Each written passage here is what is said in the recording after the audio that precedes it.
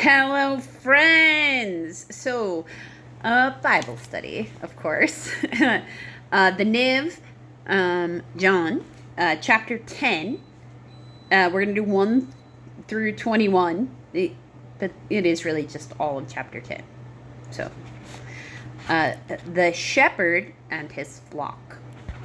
I tell you the truth, the man who does not enter the sheep pen by the gate, but climbs in by some other way, is a thief and a robber.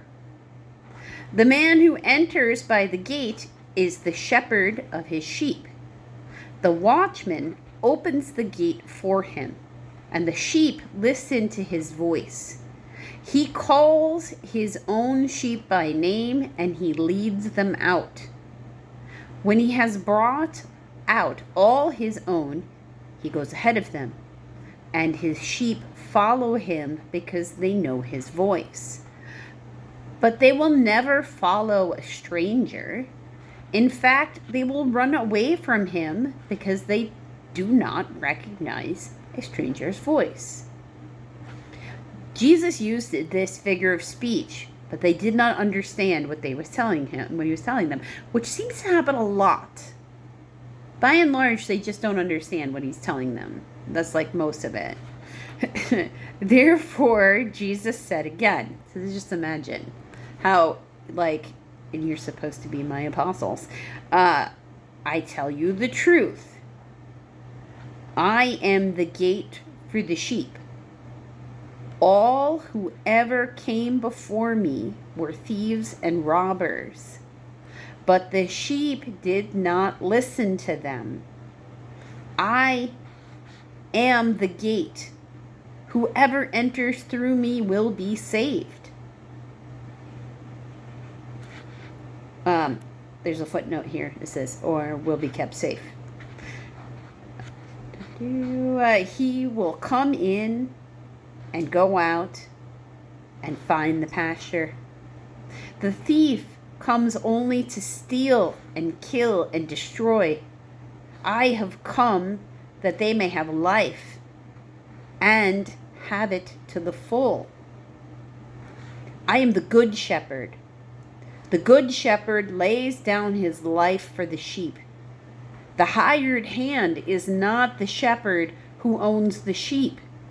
So when he sees the wolf coming, he abandons the sheep and runs away. Then the wolf attacks the flock and it scatters it. The man runs away because he has a hired hand and cares nothing for the sheep. I am the good shepherd. I know my sheep, and my sheep know me. Just as the Father knows me, and I know the Father.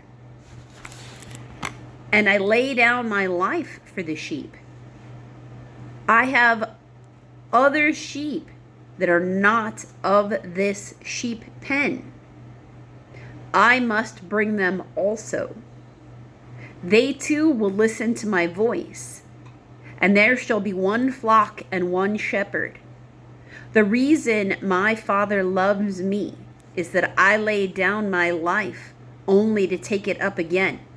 No one takes it from me, but I lay it down of my own accord. I have the authority to lay it down and the authority to take it up again. This command I received from my Father.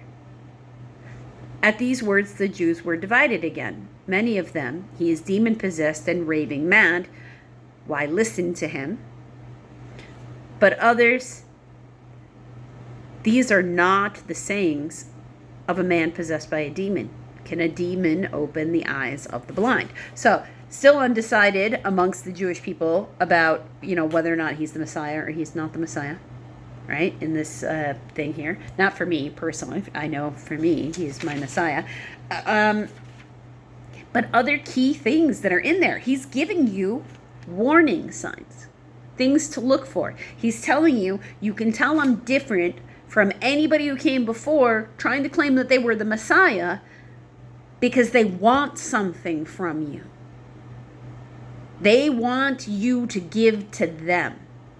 They are taking from the people, taking in donations, taking in. Just think of them as like roaming about. There's different types of ministers, different types of priests, different types of rabbis, teachers, etc., etc. Especially in this era, there's a whole bunch of people who are demon possessed. Demons are apparently just roaming around in the BC era, just possessing people.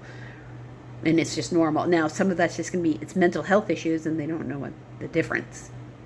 All right, so there's going to be some of that. And then there's, so you can make that argument one way or the other. So I'm just like, we'll leave that there right? And then also what's going on, but it means that these people who don't necessarily understand the difference are out on the street corners. In this society, people are allowed to beg if there are things where they were not going to be arrested, they're not going to be harassed. If there are things that make them unable to do honest labor, and then it is a normal part of the society where what is expected of you is to take care of the poor, to take care of the widows, to take care of the orphans, to take care of those who are disturbed or bothered in some way, the mentally ill. These are all just accepted parts of their society. If you go into the Old Testament, they're real specific. Even people who own orchards and stuff. Yeah, you pick from those trees, you pick from those bushes. Anything that fell on the ground, though, you're supposed to leave and not say anything to anybody who comes up and picks it up off the ground and eats it, because those that fell are meant for those who cannot go do the labor. They're meant for the foreign visitor coming through the town, somebody walking along, the homeless, the hungry, the orphans, the widows. That is what God has left from them. Even though you own the trees, you're supposed to give those and give it freely. If you find somebody sitting on a street corner at night, you are supposed to take them into your home. That is what is in the Old Testament. That is the commandment of how that community is supposed to interact with the world. I'm not saying that's what happened. I'm saying that's what the laws were. It's not the same thing, because at this point, what we're getting into is the intention versus, the letter of the law. We're very much living in this community, in this society, in this time frame, in this when this is happening, where people are living by the letter, but not the intention. They're not actually living the word. They're doing just enough to not get arrested by the priests. That's really what it's coming down to. They don't want to get condemned, or the Romans. Either one, because they've got two different factions that they got to try to keep happy here so that they don't end up in prison. So it's a very big tension, going on in general. And Jesus is saying, you can tell a good person from a bad person. You can tell a good shepherd from a bad shepherd. Now he's saying he's the only shepherd, but he literally also tells you in here that he's got more than one flock, more than the flock that's just in this pen. He is working his energy in many places. And we see that throughout the story. You see it better if you watch that show, The Chosen, because you see him traveling to these different towns. You see him sending disciples to these other people, to the Gentiles, not just to the Jews, to the this, to that, because he wants to bring in as many people into the light of God as he can. He wants to get as many people to bend the knee as possible. He wants to save or heal as many people as possible, because his head is down doing the work, not worrying about the cult of personality. And right now, especially in the world with what we're doing, how we behave and how we interact, we have a real big cult of personality problem. When you're talking about the way somebody looks, the way they dress, or the way they talk, or the way they act, instead of talking about what they're speaking about and the content of their character, and making sure that their words and actions are in alignment so you know that they are a good person, then if you're not paying attention to any of the parts that actually make up content of character, and you're only worried about the surface level stuff, then there's a much bigger problem. There's going to be a lot harder for people who want to live in the realm of the cult of personality to ascend and get to heaven. than it is for those who are using their discernment. Because he's telling you, pay attention to the red flags. If that's only time someone contacts you is because they need something from you, red flag on the play. It doesn't mean don't help them. But you have to learn the difference, most definitely, between the people who are brought into your life for you to assist, who are then meant to leave and not stick around so you don't try to hold on to them, and the people who are actually there for you. Because the people who are actually there for you will remember you, will remember the niceties. Because it's in here. He remembers the name of his flock. He remembers you. Anybody who's really there for you, they can't wait to help celebrate you. They will help celebrate you without even realizing that they are. And they'll do it in the littlest of tiniest ways where they don't even notice it. Like, you leave them an audio message and they respond back to your audio message, telling you that you're just too funny.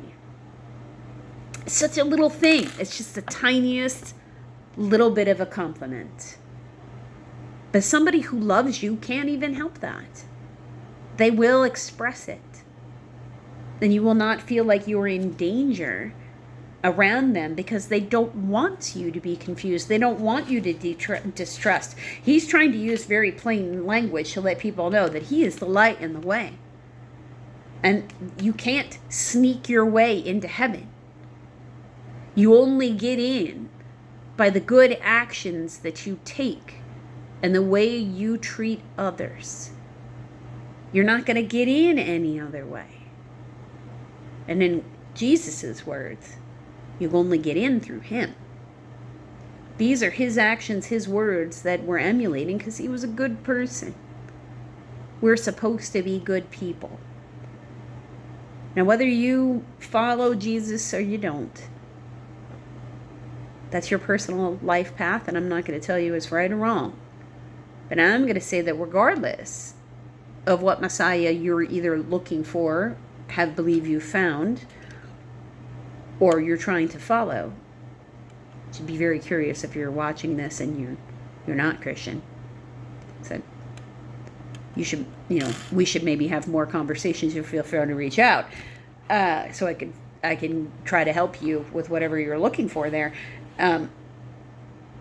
We are supposed to be paying attention to those red flags. We're supposed to be being the best version of us that we can be. So let's keep that in mind. Pay attention to how we feel when we're around certain people. Pay attention who's there, not there to celebrate you, but is there when they need you, but never there when you need them. Red flag on the play. These people are here for a lesson then. And when you no longer seek to have them in your life, you'll end up with blessing. Just if nothing else, there will be one less person around you trying to use you. Because usury, as we learned from multiple gospels, is never okay by Jesus.